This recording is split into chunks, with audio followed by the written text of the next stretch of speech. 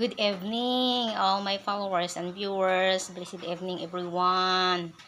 Maulang evening. Dahil marami tayong guys, kamatis galing sa ating butihing sponsor. Nag-ano tayo ng red egg. Masarap kasi ito guys, ang maraming kamatis at saka i-partner yung red egg. Red egg. Partner natin guys sa ating kamatis. So, gagawa ako ng aming hapunan. Tapos, magtortang talong ako na may toppings with kamatis. Binalatan sa aking children. Binalatan sa aking children ang aking nilagang chalong. So,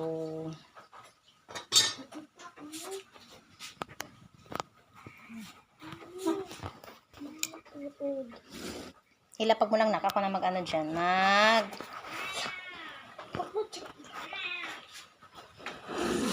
Slice mo na ako guys. Gawa ng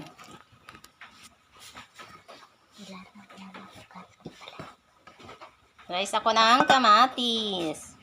Ihalo sa ating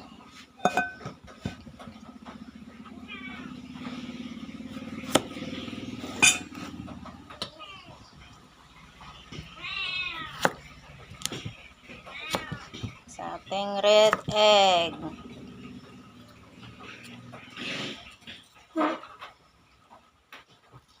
Dapat guys mag-ensalada sana ako. Ayaw ng dalawang children. Ano lang daw, torta. So, magkano tayo ng torta ng talong at saka red egg.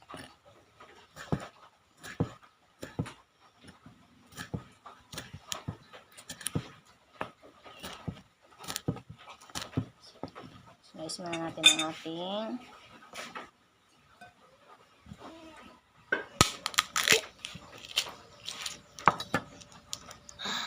red egg.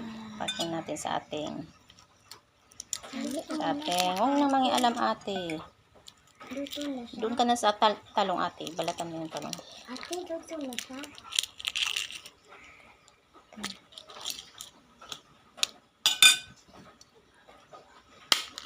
Sukod baga. Hindi naman sila mahilig masyado din sa red egg na maraming kamatis. Ako lang naman. So, sa kanila yung tortang talong. Okay na. Okay na ito guys. Hapunan namin. Okay, alright na. Solved na. Saka may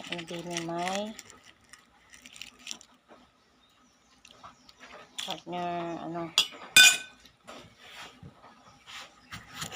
tortang talong. Quick. Ayos na to. Para street food na to aming mga pagkain for tonight. Gusto ko kasi sa red egg guys ay maraming kamatis. Kahit kunti lang ang red egg basta maraming kamatis. Ayusin pagbalat ate ha. Huwag mong tanggalin yung yung dapat may hawakan sa pagprito ng. Ang ganda siya guys. And farnish ha. Beautiful. Beautiful siya guys. Beautiful kamatis.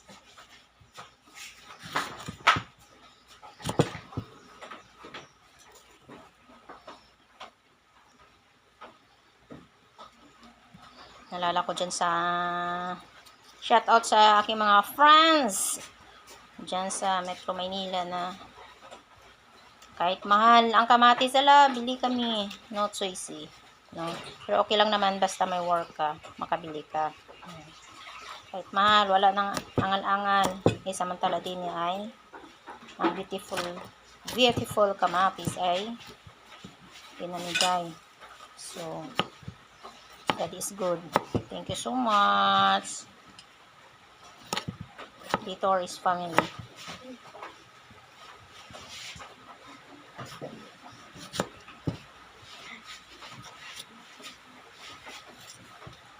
Okay na siya guys. O, sa palagay mo, slice ko na itong, durug-durugin ko na lang itong, dalawa lang hinalo ko guys, yung dalawa bukas na naman, or so, the other day, mahirap kasi yung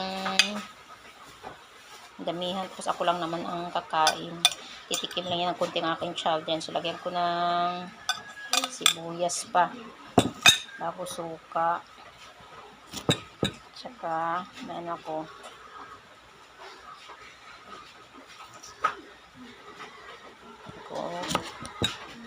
paminta at saka siling na buyo para medyo mahalang-halang.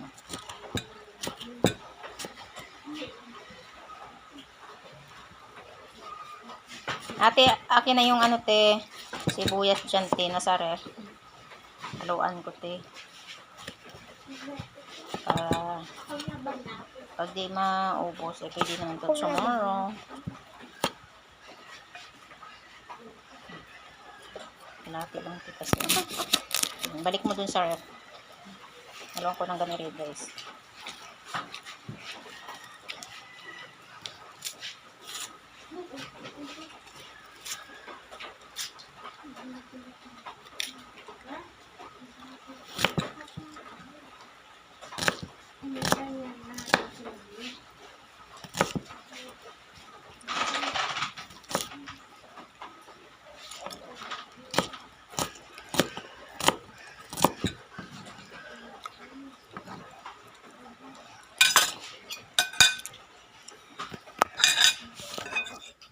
So, this is it. Ready with kamatis. Anuhan ko na lang siya guys ng suka ate. So, thank you for watching. Ganito lang ang ulam namin tonight. Simpleng ulam. So, solve na. Okay na to. Thank you. God bless us all.